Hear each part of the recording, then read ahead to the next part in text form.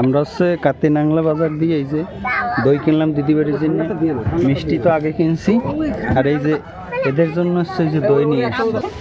এই যে এরা এত কিছু কেনাকাটা করে, কি কি কিনছো?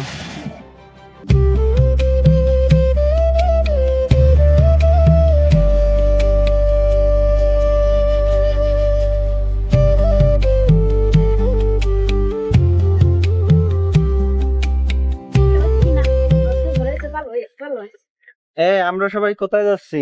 আমরা যাচ্ছি আমাদের ননদ বাড়ি, এগো পিসি বাড়ি, বোন বাড়ি। হ্যাঁ, আমরা আমাদের বোন বাড়ি যাচ্ছি।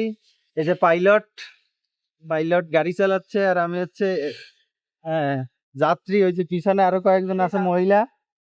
আর এই যে রাস্তা, মা বাড়ির সেই চিরচেনা পরিচিত রাস্তা। আমরা এখন রওনা দেওয়া শুরু হয়েছি। আমরা যাচ্ছি মূলত আমাদের দাদা বাবুদের বাড়ি চালনাতে। তো যাওয়ার পথে সমস্ত যেখানে যেখানে যাই সমস্ত কিছু আপনাদের সাথে শেয়ার করবো, সবাই সাথে থাকবে। এই যে বৃষ্টি ভেজা রাস্তা, এই যে মেঘলা আবহাওয়া, এই যে আমার ভাই, আমার বৌদি, এদের সাথে একসাথে এই যে ঘোরা, এর একটাই মানে কি জানেন? এটা হচ্ছে মনের একটা প্রশান্তি। অনেক দিন পর আমরা একসাথে কোথাও ঘুরতে যাচ্ছি। সেদিনের আবহাওয়াটা এতটাই ভালো যে মন থেকেই মনে হচ্ছিল যে অনেক দিন পরে আমরা আমাদের সুন্দর একটা ভ্রমণ উপভোগ করব। চলতে চলতে আমরা বটিয়াঘাটা বাজারে চলে আসলাম এবং সেখান থেকে আমরা মিষ্টি কিনে নিলাম। মানে আমাদের মূলত উদ্দেশ্য তো বলেইছি যে আমরা আজকে দিদির বাড়িতে বেড়াতে যাব অনেক দিন পর। দাদা যেহেতু অনেক দিন পরে যাচ্ছে আর বৌদির প্রথম যাওয়া, তাই ভাগ্নের জন্য একটা জামা প্যান্ট নেওয়া হলো। এই যে এরা এত কিছু কেনাকাটা করে, কি কি কিনছো? ব্যাগ কিনেছি, ব্যাগের সাথে এগুলো ফ্রি পাইছি, কানেরটা কিনেছি, গলারটা কিনেছি। এখন এই যে আমরা আবার বটিয়াঘাটা বাজার দিয়ে রওনা দিলাম।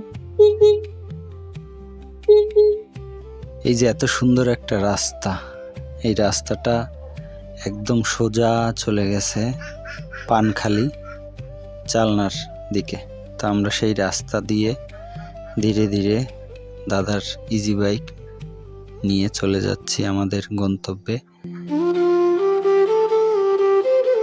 দুই পাশের সুন্দর দৃশ্য উপভোগ করতে করতে, নদীর পাশের ঠান্ডা আবহাওয়া গায়ে লাগাতে লাগাতে আমরা ছুটে চললাম আমাদের গন্তব্যে, আমার বোনের বাড়ি। আর এই যে বাম পাশে যে জায়গাগুলো দেখতে পাচ্ছেন আপনারা, বিকেল হলেই খুলনার যত লোকজন আছে তারা এখানে ঘুরতে আসে। আগে এই নদীর পাড়ের জায়গাটা আরও অনেক প্রশস্ত ছিল, যেখানে অনেক বেঞ্চ রাখা ছিল। সবাই এসে সন্ধ্যাবেলায় সেখানে বসতো, আড্ডা দিত, নদীর পাড়ে ঠান্ডা হাওয়া গায়ে লাগাতো। একটা অন্যরকম অনুভূতি, আমি বলে আপনাদের এইটা বোঝানো যাবে না। আপনারা যদি কখনো আসেন, এসে এইখানে এক কাপ চা খান। আমরা হচ্ছে কাতি নাংলা বাজার দিয়ে এই যে দই কিনলাম দিদি বাড়ির জন্য, মিষ্টি তো আগে কিনছি, আর এই যে এদের জন্য হচ্ছে এই যে দই নিয়ে এসছি। ঠান্ডাটা খাই না, আমরা বেড়াতে যাচ্ছি এক জায়গায়, সেটা আরেকটা হলি যে খাচ্ছে একজন। কি খাচ্ছিস? কি খাচ্ছিস? হ্যাঁ, কিছু খাচ্ছিস না? আর এই যে দই, এখন আমরা আসছে এখান থেকে দইটি কেনার পরে আমরা এখন রওনা দেবো। আমরা আবার সবাইকে দই খাওয়ানো শেষে আমরা আবার রওনা দিয়েছি দিদির বাড়ির উদ্দেশ্যে। এবার আবারও কিছুটা আকাশ মেঘলা করে আসছে, তারপরেও আমরা সুন্দরভাবে চলেছি আমাদের দিদিদের বাড়ির উদ্দেশ্যে। এই যে কত সুন্দর রাস্তা, এখানে আগেও অনেকবার এসেছি আমি।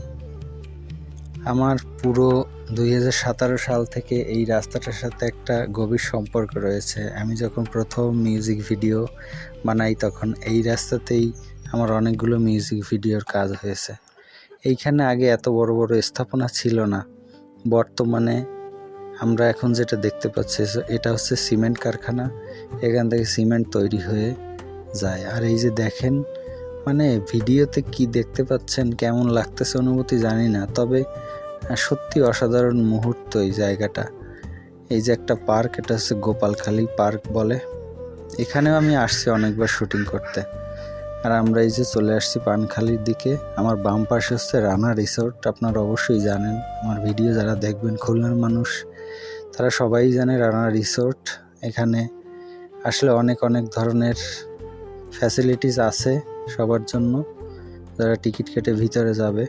যাই হোক, আমরা কথা বলতে বলতে চলে আসলাম পানখালি ফেরিঘাটে, এবং ফেরিঘাটে এসে আমরা অপেক্ষা করছি ফেরির জন্য। অলরেডি ফেরি চলে আসছে এবং ফেরি থেকে গাড়িগুলো ওঠার পরেই আমরা ফেরিতে উঠবো।